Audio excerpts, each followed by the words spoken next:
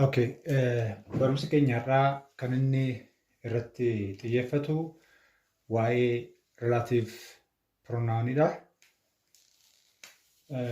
Relative pronoun keessatti jechoonni fayyadamnu jechoonni kii ta'an warra qabnannee yoo ilaalle pronounota warra akka who, whom, whose, which, that, where, when, why, what kan jedhaman fa'aa jiru. Tokko tokko isaanii hima keessatti haala akkamiitiin itti fayyadamuu dandeenya kan jedhu ilaalla jechuudha. Kanaaf akkana caqastan isin affeera. Namoota biras akka ga'uu danda'uuf barumsi kun subscribe gochuuf like gochuu keessan akka hin irraanfanneen isin gaafadha. Kanaaf pronouns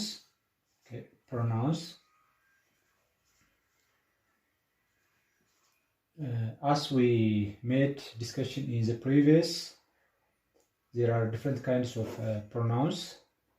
Now for today we are going to see about relative pronouns. Why relative pronouns ilalla?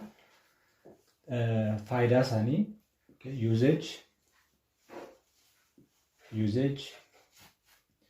Then example how we can use these relative pronouns. Examples.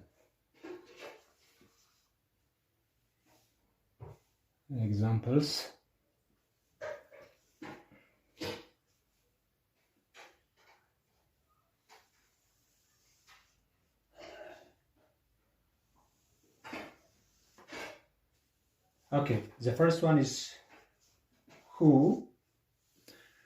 Who akkamitti fayyadamna jennee yeroo ilaallu faayidaan isaa referii kan inni godhu it refers people which is used as the subject of the sentence. Hima keessatti akka subjectiitti kan fayyadamnu jechuudha. Subject nama referii godha garuu inni referii godhu sun immoo subjectii ta'uu qaba jechuudha. Subject verb object irraa hima ijaarraa. Kanaaf kan inni referii godhu subjectiidha jechuudha. Mee fakkeenya ilaallu. Example, the woman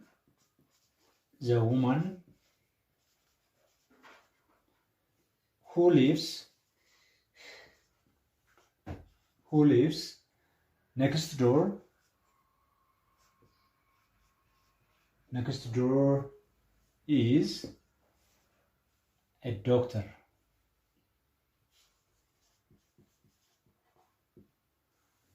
Ammas keessatti hima salphaa lama walitti finnee hima walxaxaa tokko ijaaruudhaaf huun kun nu fayyaddeetti jechuudha. Kanaaf eenyuun referii godha jennee yoo ilaalle who refers to the woman. Huun kun kan isheen referii gootu the woman maqaa jedhu kana alla marra deddeebinee akka nu hin fayyadamneef bakka tokkotti akka nu hin fayyadamnuuf nu gargaarti jechuudha. Kanaaf bakka the woman bakka buute kan nu fayyaddu who dha jechuudha as biratti. So who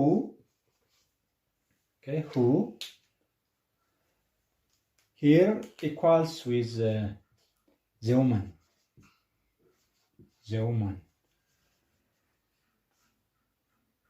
which is the subject,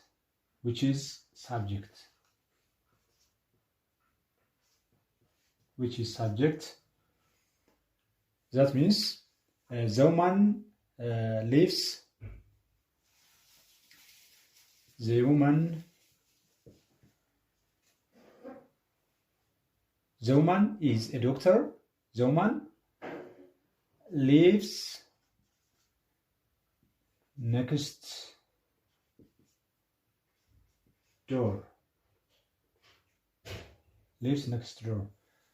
Kanaaf as biratti the woman kan jedhu kana bakka bu'eeraa jechuudha. As biratti the woman inni kun subjectii hima kanaati jechuudha. Kanaaf haala kanaatiin itti fayyadamna. Inni biraan whomidha. Whom refers to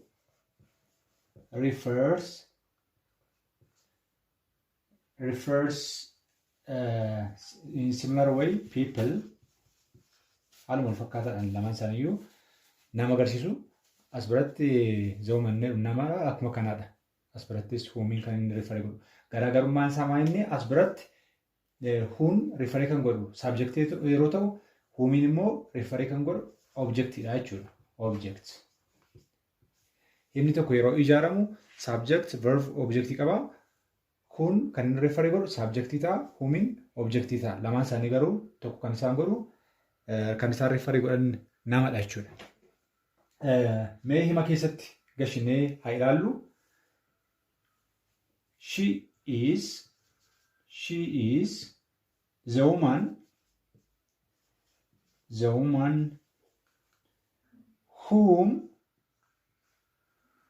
whom I met in Ambo.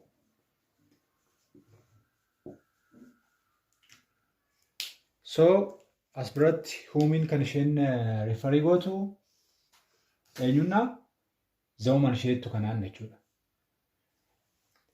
As bira inni jiru zawuman akka zawumanis as bira jiru kana saabjektii sun ta'e inni kun maal jechuudha? Objektiidha jechuudha. Mee hima isaa ilaallu. So whom equals with the woman.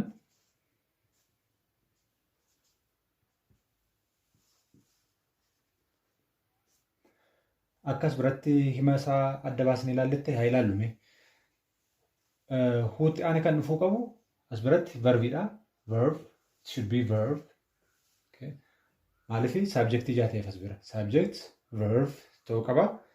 Huumii immoo yeroo ilaallu kan refer godhu objektiidha inneera. Kanaaf haala kanaatiin haa ilaallu.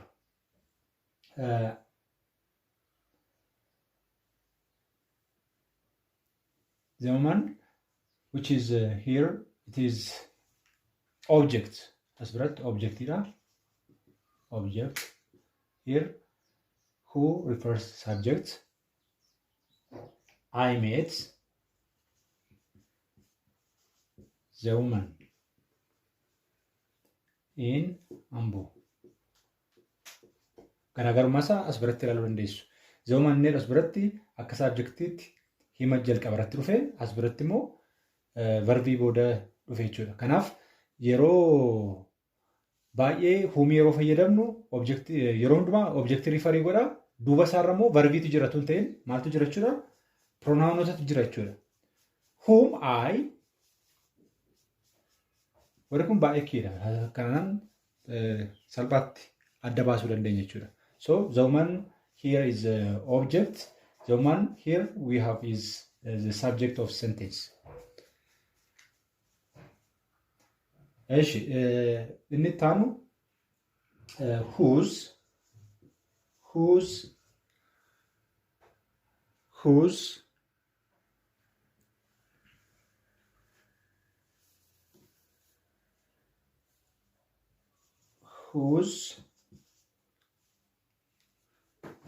refers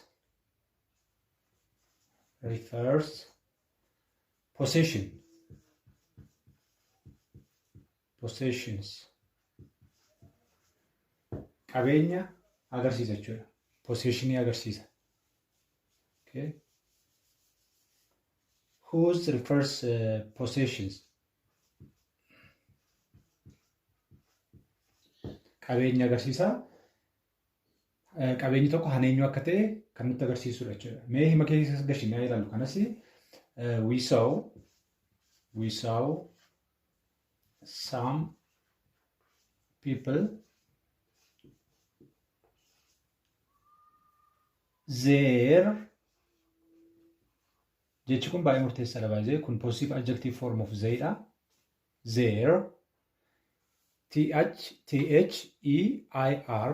their their car had broken down. Hima salphaa lama kana whose fayyadamnee walitti fiduu qabna. Kanaaf relative clause nu barbaachisa jechuudha. Walitti fidnee haala nama simatuun hima kana wal qabsiisuudhaaf jechuudha. Kanaaf haala kanaatti wal qabsiisuu dandeenya. We saw some people. We saw some people whose car, okay, whose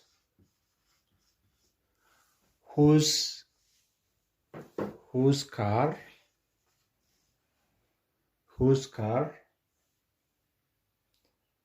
had broken down.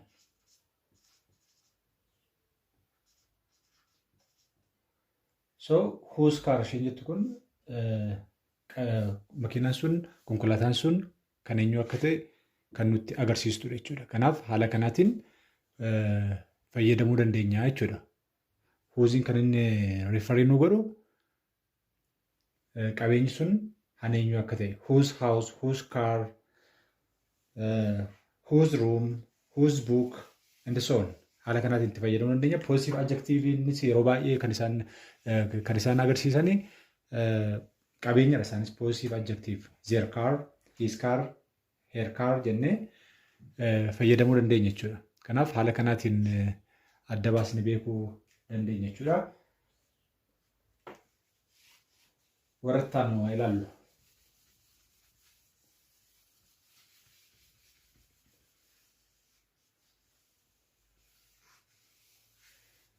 Kan itti aanu wichiidha. Wichii haala kamiitiin fayyadamuu dandeenya? Faayidaan isaa akkamidha? Hima keessatti fakkeenyaan akkamitti ilaaluu dandeenya kan jedhu immoo ammas haa ilaallu.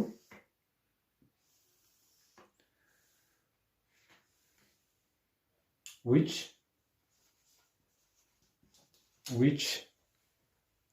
refers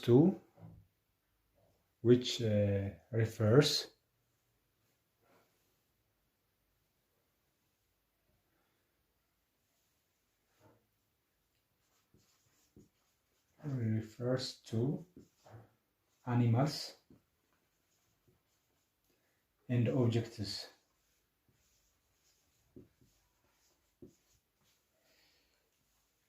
Animalii fi objectii nu agarsiisa. Hima keessatti yoo ilaalle are these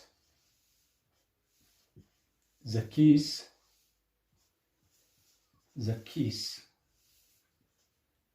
which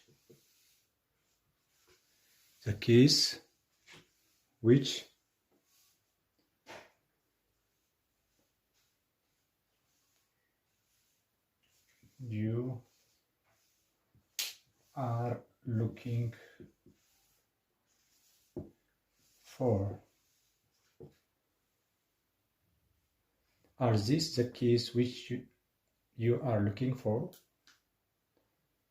So here which refers to the keys. Kana referii godhachuudha. Example tokko animalsiidhaaf dabaluudhaaf immoo the cats which lives, the cats which, here which refers to the cats, animals which live in forest are wild animals.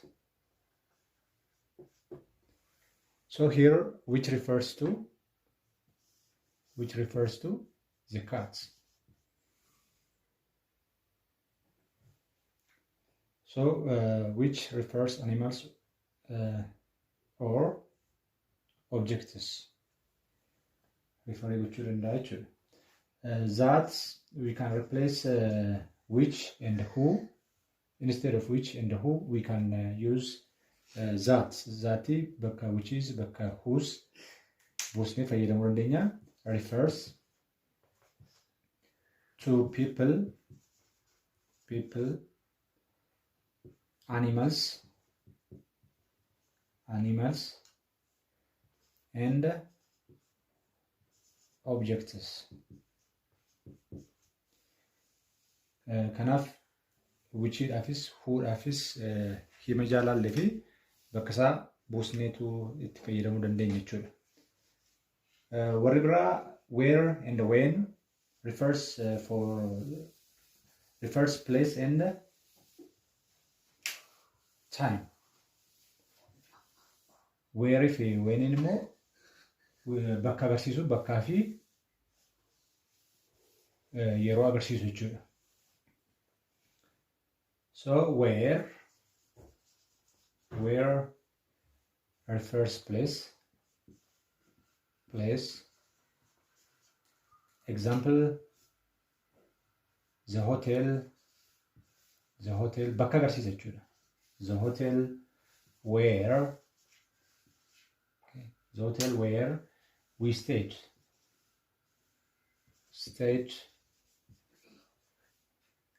wasn't very clean. So here where refers to the hotel. Kan refer godhu hoteela jechuudha. Bakka agarsiisa jedhama jechuudha. Inni biraan when refers to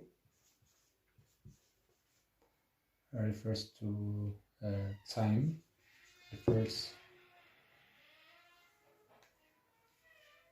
Time yeroo agarsiisa jechuudha. Whenin let's cross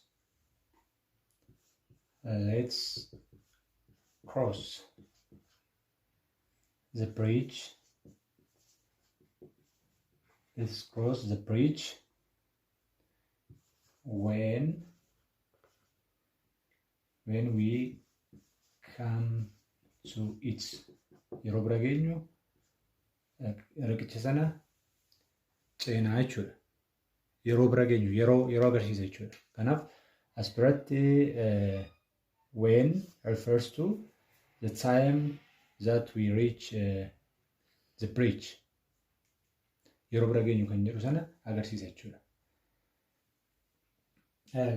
Kan biraa kan hafanii why'dha. Why refers reason.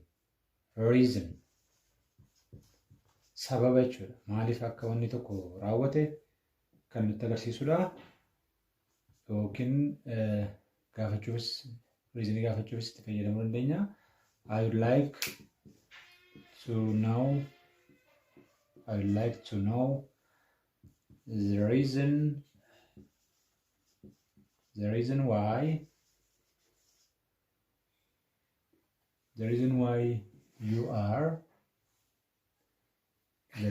you are so late. Sababa maaliif akka itti barfatte baruun barbaada. Sababa jechuudha. Sababni itti barfateef gaafachuu yeroo barbaannu. So why refers reason. Sababa kan nutti agarsiisudha. Walumaa galatti relative pronounota kana haala salphaatiin isinii dhiyeessuudhaaf yaaleera. Kanaaf hima ijaaruudhaan akkasii shaakaltan sin affeera. Waan dhaggeeffattaniif baay'ee galatoomaa.